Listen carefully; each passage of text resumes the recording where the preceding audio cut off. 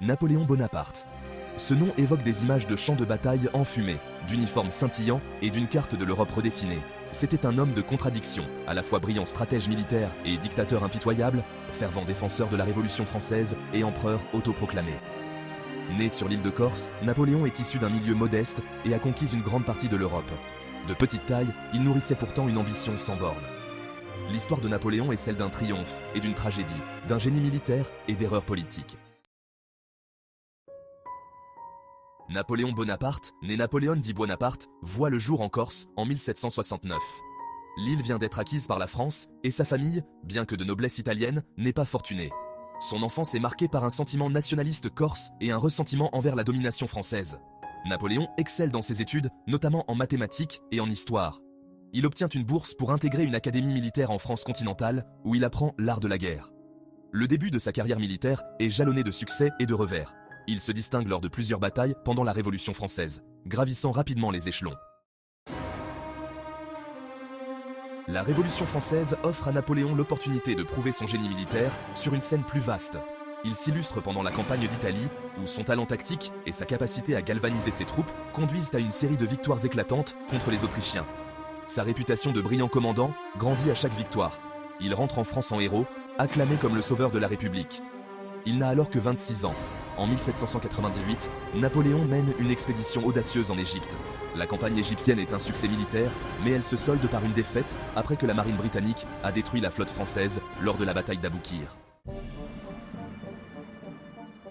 Le succès militaire de Napoléon est dû en partie à ses stratégies et tactiques novatrices. Il maîtrise l'art de la vitesse et de la manœuvre, prenant souvent ses ennemis au dépourvu. Il met l'accent sur l'importance du moral et de la logistique, s'assurant que ses troupes sont bien approvisionnées et motivées.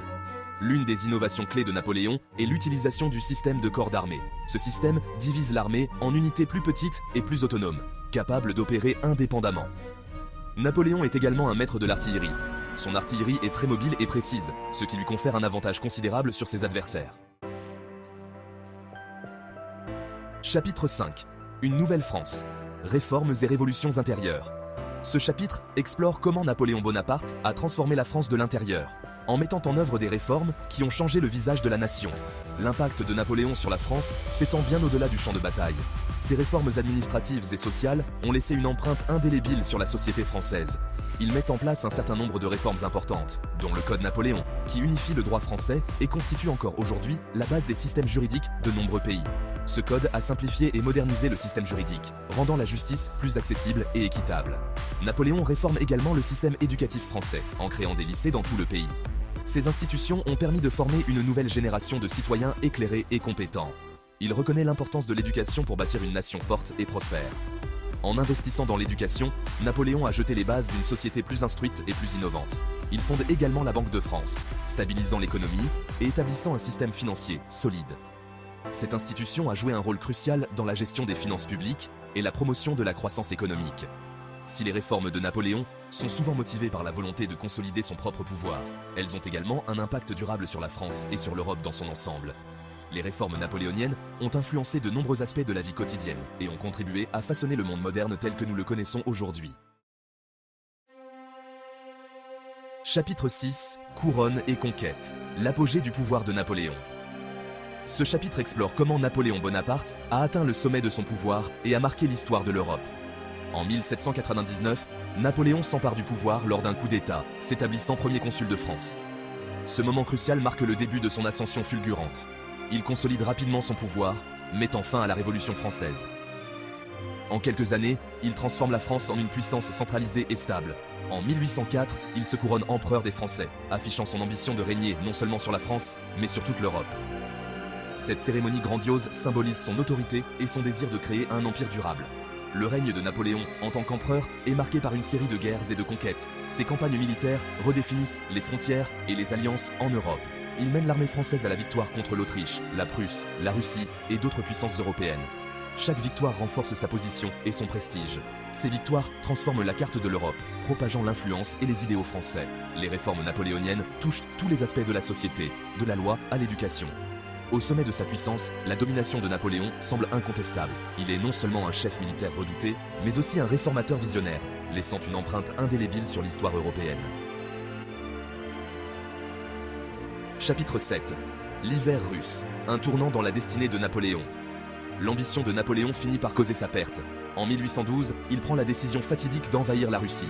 Il rassemble la plus grande armée que l'Europe ait jamais connue, la Grande Armée, et marche sur Moscou. La campagne de Russie tourne au désastre. Les vastes distances, la tactique de la terre brûlée employée par les Russes et l'hiver rigoureux ont raison de l'armée française. Les forces de Napoléon sont décimées par la faim, la maladie et l'implacable hiver russe. La défaite en Russie marque un tournant dans la destinée de Napoléon, enhardissant ses ennemis et affaiblissant son emprise sur le pouvoir. Chapitre 8. Les 100 jours et Waterloo, les dernières batailles. Ce chapitre nous plonge dans les moments décisifs de la carrière de Napoléon Bonaparte, marqués par des batailles épiques et des retournements de situation dramatiques. Après le désastre de Russie, Napoléon doit faire face à une coalition de puissances européennes déterminées à mettre fin à son règne. Les forces alliées, comprenant la Prusse, l'Autriche, la Russie et le Royaume-Uni, se rassemblent pour une confrontation finale. Il est défait à la bataille de Leipzig en 1813. Une bataille sanglante qui voit la défaite de ses troupes et le début de la fin pour son empire. Contraint d'abdiquer l'année suivante, il laisse derrière lui un empire en ruine. Il est exilé sur l'île d'Elbe, au large des côtes italiennes. Sur cette petite île, il passe ses journées à planifier son retour, refusant d'accepter la fin de son règne. Cependant, l'exil de Napoléon est de courte durée. En secret, il prépare son évasion, rassemblant des partisans fidèles, prêts à le suivre dans une nouvelle aventure. En 1815, il s'échappe de l'île d'Elbe et retourne en France, ralliant des soutiens à sa cause. Son retour est triomphal, et il reprend rapidement le pouvoir, promettant de restaurer la grandeur de la France. Il règne sur la France pendant une période connue sous le nom des 100 jours, espérant retrouver sa gloire passée. Pendant cette période, il réorganise son armée et prépare une nouvelle campagne militaire. Les espoirs de Napoléon sont anéantis lors de la bataille de Waterloo, le 18 juin 1815. Cette bataille décisive marque la fin de son règne et le début de son second exil, cette fois sur l'île de Sainte-Hélène, où il passera le reste de ses jours. Chapitre 9. Exil à Sainte-Hélène. Le soleil se couche sur un empire. Après sa défaite à Waterloo, Napoléon est exilé sur l'île isolée de Sainte-Hélène, dans l'Atlantique Sud. Il passe les 6 dernières années de sa vie sous la garde des Britanniques, prisonnier de sa propre ambition. En exil, Napoléon dicte ses mémoires, méditant sur sa vie et sa carrière. Il meurt à Sainte-Hélène en 1821, à l'âge de 51 ans. La plupart des historiens pensent aujourd'hui qu'il est mort d'un cancer de l'estomac. Chapitre 10. L'héritage napoléonien, un impact complexe et durable. L'héritage de Napoléon Bonaparte est complexe et controversé. Il était un génie militaire qui a révolutionné l'art de la guerre. Il était un dictateur impitoyable qui a bafoué les libertés de millions de personnes. Il était un enfant des Lumières qui a propagé ses idéaux à travers l'Europe. Les conquêtes de Napoléon ont causé la mort de millions de personnes. Ses réformes juridiques et sociales ont eu un impact durable sur la France et au-delà. Son histoire continue de fasciner et de diviser les historiens aujourd'hui encore. Chapitre 11. Et si l'emprise durable de Napoléon sur l'imagination. Et si Napoléon n'avait jamais été vaincu? Et s'il avait réussi à conquérir toute l'Europe? Ces questions taraudent les historiens et les passionnés d'histoire depuis des siècles. La vie et la carrière de Napoléon continuent d'inspirer d'innombrables livres, films et documentaires. Il reste une figure fascinante et sujette à débat, un rappel du pouvoir durable de l'ambition, du génie et de la capacité humaine au bien comme au mal.